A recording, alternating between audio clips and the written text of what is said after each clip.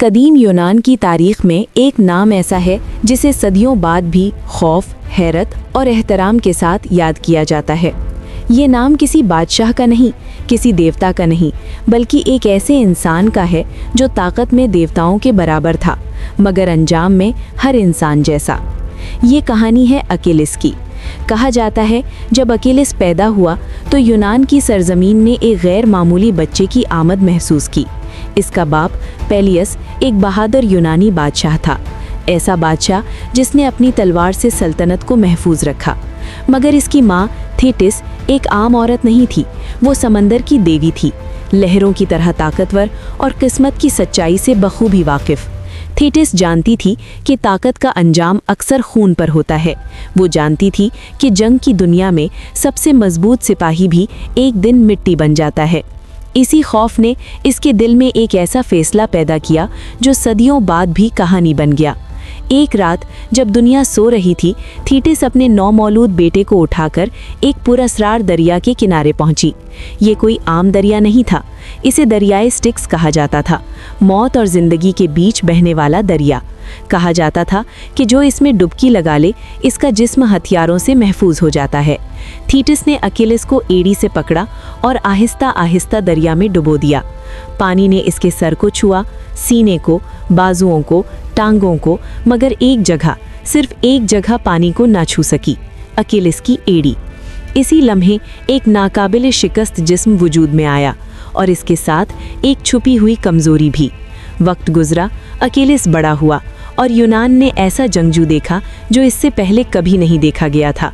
वो हवा की तरह तेज दौड़ता था, वो पहाड़ जैसे हथियार उठा लेता था, वो एक ही वार में दुश्मन को जमीन पर गिरा देता था। लोग कहते थे अकीलिस इंसान नहीं, आफत है, मगर हर ताकत के साथ गुरूर भी जन्म लेता है और गुरूर अक्सर अंजाम को करीब ले आता है। इसी दौरान एक वाकया हुआ जिसने पूरी यूनानी दुनिया को जंग में झोंक दिया। स्पार्टा के बादशाह की बीवी हेलेन, जिसे दुनिया की सबसे खूबसूरत औरत कहा जाता था, ट्रॉय के शहजादे पेरिस के साथ चली गई, चाहे ज़बरदस्ती या चाहे अपनी मर्जी से। यूनान वालों के लिए ये जिल्लत नाकाबिले बर्दाश्त थी। यूनान के बादशाह इकट्ठे हुए, लश्कर तैयार हुए और ट्रॉय के मजबूत शहर का मुहासरा कर लिया गया। ये जंग 1 साल की नहीं थी, 2 साल की नहीं थी, ये जंग 10 साल तक जारी रही। हजारों लाशें गिरीं, शहर जलते रहे, मगर ट्रॉय खड़ा रहा। आखिर यूनान वालों को एहसास हुआ कि जब तक अकीलिस नहीं आएगा ये जंग नहीं जीती जा सकती।